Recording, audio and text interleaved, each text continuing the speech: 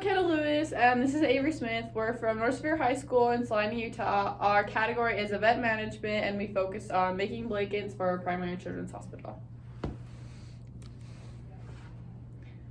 This is our table of contents. So our planning process, we held a fundraiser at North S.T.A.R Elementary where we earned money to make the blankets. We decided what type of blankets we wanted to make and what material were needed. We looked at the prices for fabric at some of our local stores. Then we rounded up volunteers to help out with the blankets from our chapter.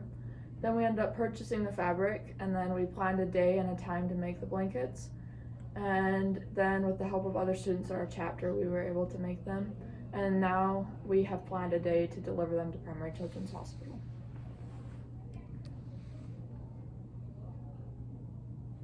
So this is our evidence of online project summary submission. This is our evidence of eligibility. This is our event volunteering experience. And this is our event goal, objective, and evaluation. So for the SMART acronym, our goal was to create as many blankets as possible to donate to Primary Children's Hospital. Our M was it was measurable because we had money. We had many volunteers helping us along the way. A, our goal was achievable because we had support from many people. R, our goal was realistic because we worked around people's schedule. And T, we managed our time so we could get as much done as possible in the time allotted. So our event dates and background. So the options we looked at were towards the end of January, and then we had one date at the 1st of January, but that didn't end up working out. So our background research, we looked at the success of previous events in our chapter, and we've made blankets in the past, so we looked at how many people showed up to that and what we could best do to get the most people there as possible. Okay, so our venue or facility space. So our first option was to hold the event in our advisor's classroom.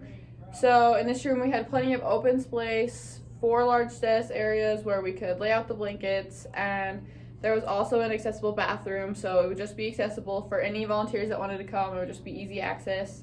Our second option was to hold at one of our houses. We'd have plenty of open space to lay out the blankets, but we'd have to lay them out on the floor, which would not be the most sanitary. Well, we did have an accessible bathroom, but our best option would be to go to a classroom because we could sanitize easier and it would be healthier. So our personal chart, so everyone's roles were a little bit different. So McKenna contacted the advisor and chapter members about the event, and then at the event she demonstrated how to make the blankets. I emailed Primary Children's Hospital about our donation and got all those planning process worked out, and then I cut and prepped the fabric. And then our advisor, Mrs. B, she purchased the fabric and she was the supervisor at the event. And then our chapter members, their only role was to show up and help, and then if they were available to help deliver them, then we asked them to help with that too. So health and public safety. So with COVID, we could not do large events, so that's why we kept it smaller and just involved our chapter members. To keep everyone safe, we sanitized the tables and chairs beforehand and also after. We also asked everyone to wash their hands before and during the event to keep the blankets as sanitary as possible. We also made sure to sanitize the stations around the room and suggest that everyone sanitize regularly. After the blankets, we washed the materials and made sure they were clean before delivered. And we also all followed the mask protocol, and we all had our masks on while making them. So our target attendees and recruitment. We were expecting at least 5 of our chapter members to attend the event. Since this time of year is super busy with sports and school, and we have the play and a bunch of extracurricular activities, it's harder for everyone to be able to fit it into their schedules. But there are roughly 20 members in our chapter, and our usual attendance is 10 or less, so we were expecting at least 5 people. We're assuming most of our attendees will be girls, just because that's basically what our chapter is. And our recruitment strategy, we just posted on Instagram We texted members of our chapters and just reminded them throughout the day before the event. Okay, so our sponsor, advertiser, exhibitor recruitment. So Walmart, we can talk to Walmart and see if they can donate fabric once they know what cause it's for. And then we recruited people to help make the blankets. We got the word out by social media, tried to get as many volunteers as possible. And then our advisor used her own gas money to go to the store and purchase the fabric from Walmart. So our volunteer recruitment strategy, the role of volunteers was just to simply show up and help if they could. We used recruitment methods of just communicating with them beforehand about what our goals were and what the event was for and the cause. And then we told them that their training would be only about 5 minutes, so there wasn't a lot of training that needed to be done for the volunteers. We just had to demonstrate how to cut and tie the blankets. So our projected attendance, so we're projecting that the total, there will be 8 people in attendance. We are assuming that 5 chapter members will attend, plus the 2 of us and our advisor. We got our projected number by observing our past events. Our breakfasts usually have 10 or fewer people in attendance, so we assume that ours will be about the same, but we were actually really lucky. We got, I think, close to 15 people one time to come and volunteer.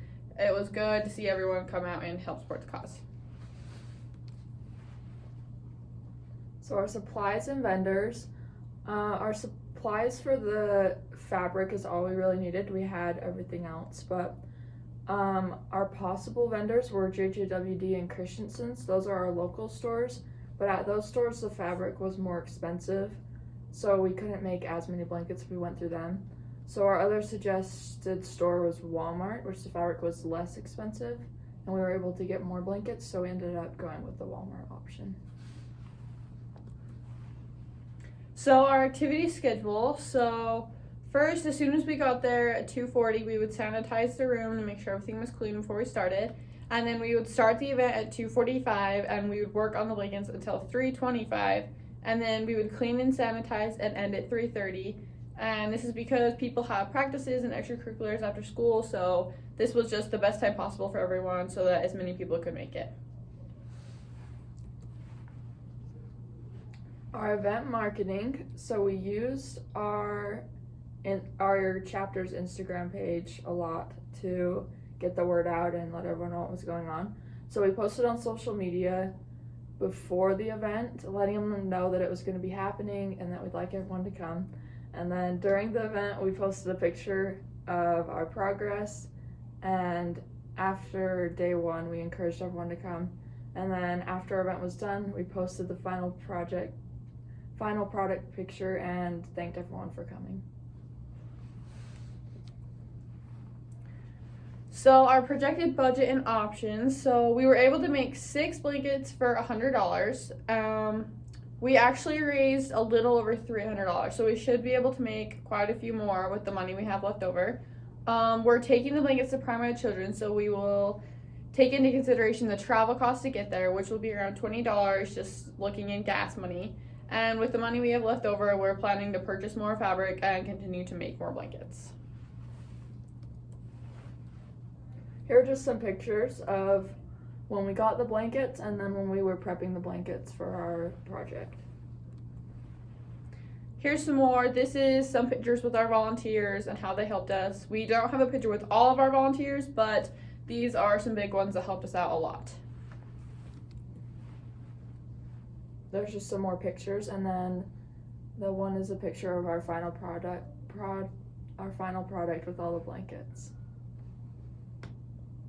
So an obstacle that we had to face was how to get the word out to get volunteers.